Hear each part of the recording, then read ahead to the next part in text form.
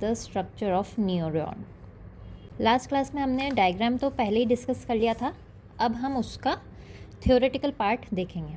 Structure of neuron के बारे में आपको मैंने पहले ही बताया कि वो 3 पार्ट्स में डिवाइडेड होता है, सेल बॉडी और the cyton, dendrites and the axon. अब हम इनके बारे में डिस्कस करते हैं। सबसे पहले साइटोन और cell body. Okay, so this is the main part of neuron. It is a nucleated body, also known as a soma or perikaryon. Okay, this consists of abundant granular cytoplasm. Last class में अपन ने देखा था diagram में, उसके जो nucleus के आसपास में फ्लूइड फील्ड था उसमें बहुत सारे ग्रैन्यूल्स थे. So that is the cytoplasm and it is granular and it is known as neuroplasm. Okay, neuro because हम न्यूरॉन की बात कर रहे हैं एंड न्यूरॉन का cytoplasm is known as neuroplasm. Also it has a large spherical nucleus. Okay, now let's study about the cytoplasm or the neuroplasm which is present. It contains mitochondria, Golgi apparatus,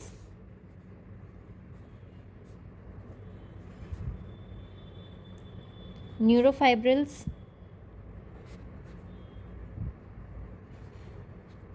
neurotubules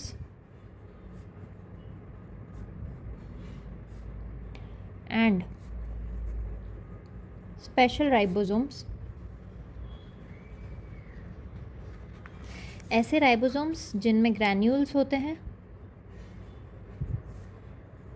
और इन्हें हम बोलते हैं Nissl's granules. Okay, these Nissls granules are the characteristic feature of nerve cell. Okay, so you should know about this. You should know about neuroplasm and nucleated or nucleus, है ना, it contains a nucleus. Next thing is about centrioles. Centrioles are absent in cell body. Okay, अब हम पढ़ते हैं इसके function के बारे में. क्या फंक्शन होता है इसका? It accepts nerve impulses from dendrite and transfer them to axon.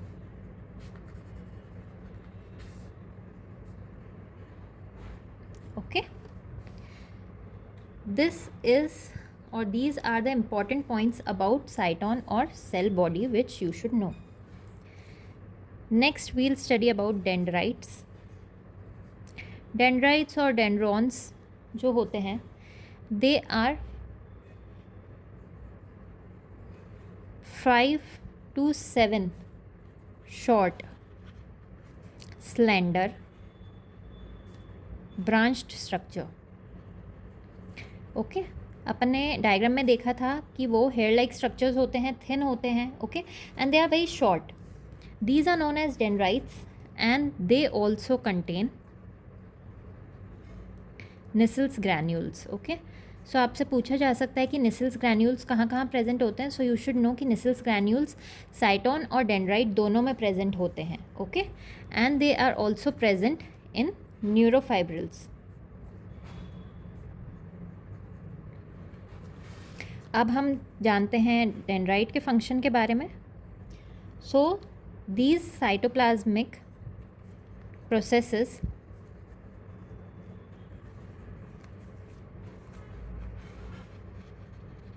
receive impulses.